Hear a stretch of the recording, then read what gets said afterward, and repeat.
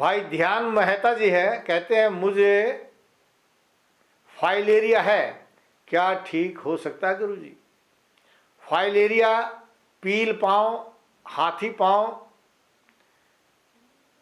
या पैर का बहुत मोटा हो जाना, सांथल से नीचे का अर्धांग जिसको बोलते हैं, आधे अंग का पूरा मोटा हो जाना, या शाखाओं का मोटा हो जाना, पैर का जंघा मोटा हो जाना, नीचे से पैर पतले हो जाना, ऊपर से कंधे मोटे हो जाना, हाथ का पतला हो जाना, या कमर से नीचे का हिस्सा पूरा मोटा हो जाना, ये सभी फाइलेरिया रोग में है। लेकिन आयुर्वेद कहता है कि फाइलेरिया रोग को अगर आप वात, पित्त और कफ इन तीनों को सही रूप से बराबर समन कर लेते हैं, कफ का निर्माण रोक देते हैं, तो बढ़ा हुआ कफ वायु के द्वारा प्रकुपित होकर के शरीर में फाइलेरिया रोग को पैदा कर देता है। कई बार एलोपैथी साइंस कहता है कि चावल के प्रयोग करने से भी फाइलेरिया रोग बनता है, या दही का प्रयोग करने से भी फाइलेरिया बनता है। लेकिन मेरा अनुभव कहता है कि फाइलेरिया जो है, जो मेरा 35 वर्ष का अनुभव है, मैंने बहुत से फाइलेरिया रोगियों को ठीक किया है।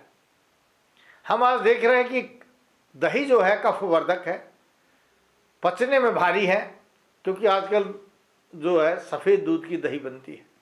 नहीं तो जो सुबह से शाम तक बराबर का पानी डाल करके दूध लाल कर लिया जाए, उस लाल दूध की दही को जमाया जाए और उस दही का प्रयोग करने से आपका फाइलेरिया ठीक हो जाता है।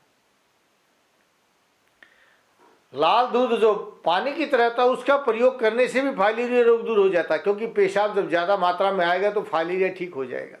एलोपैथी वाले यहाँ डायरेटिक दवाइयों का प्रयोग कराते हैं, जिससे आपका फाइलेरिया तो पेशाब तो आएगा लेकिन किडनी डैमेज हो जाती है। लेकिन यहाँ अगर आप लाल दूध की, यानी जो बराबर मात्रा में दूध और पानी मिला करके लोहे की कढ़ाई में मंदी मंदी आंच पर लाल कर दिया गया, उस लाल दूध को अगर आप प्रयोग करते हैं, उससे जो आपका मूत्र व संस्थान ज़्यादा काम करता है, यानी पेशाब ज़्यादा जाता है, तो उससे किडनी खराब नहीं होती, लेकिन पैरों की शोधन उतरती चली जाती है, फाइलेरिया रोग दूर होता चला जाता है। शिला सिंदूर आती है, आप उसका प्रयोग करके वृहत वात चिंतामणि रस और वात कुलांतक रस का प्रयोग करके, वातारी गुगल का प्रयोग करके, यानी वात घन औषधियों का प्रयोग करके भी आप इस फाइलेरिया रोग से दूर हो सकते हैं। मैंने इसके लिए बहुत ही अच्छे रसायन का निर्माण किया है। अगर आप इस रसायन का प्रयोग करेंगे, जो भावों से भावित मंत्रों से अभिमंत्रित है, उस रसायन का प्रयोग करके आप देखिए बहुत ही जल्दी आप इस रोग से निजात पा सकते हैं और मैं आपको स्वस्थ कर सकता हूँ, अगर आप परहेज से रहें। क्योंकि दवा से परहेज बेहतर है। पथ्य सेवी न किम भेषजम, अपथ्य सेवी न किम भेषजम। परहेज से रहेंगे तो औषधि की आवश्यकता नहीं, और बद परहेजी करेंगे तो कोई औषध काम नहीं करेगी। और हमारे यहाँ औषधालय में रुकने की व्यवस्था है, आप दिल्ली में भी रुक सकते हैं और रोहतक में भी।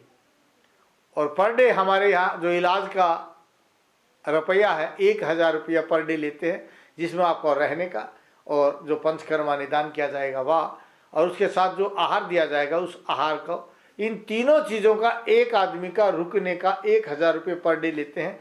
और हमारी यहाँ रोहतक में भी व्यवस्था है रुकने की, और दिल्ली में भी व्यवस्था है। आप जहाँ चाहते हैं आप अपना इलाज करा सकते हैं। लेकिन मैं चाहता हूँ कि आप स्वस्थ रहें, आपके परिवारजन स्वस्थ रहें, आप सभी स्वस्थ रहें। टीवी स्क्रीन के नीचे जो आप नंबर देख रहे हैं, किसी भी नंबर पर आप फ़ोन करके अपॉइंटमेंट ले सकते हैं, जानकारी प्राप्त कर सकते हैं। गच्छामि पुनर्मिलना है, जा रहा हूँ दोबारा मिलने के लिए, इन्हीं भाव के साथ कि आप स्वस्थ रहें, अपने परिवारजनों को स्वस्थ रखें, भारतवर्ष को स्वस्थ रखें। जय भारत, जय भारती। वैद्य जी को नाड़ी दिखाने के लिए संपर्क कीजिए दिल्ली बुध और शनि, रोहतक रवि सोम मंगलवार, गुरुग्राम में बृहस्पति और शुक्रवार को, रोजाना सुबह 7 बजे से शाम 5 बजे तक। अधिक जानकारी के लिए संपर्क कीजिए naadivaidyaकायाकल्प.com हमारी वेबसाइट पर। और रोगों का घरेलू इलाज जानने के लिए देखिए हमारा YouTube चैनल नाड़ी वैद्य कायाकल्प। वैद्य जी से नाड़ी दिखाने के लिए संपर्क कीजिए 8595299299 या 7428299299।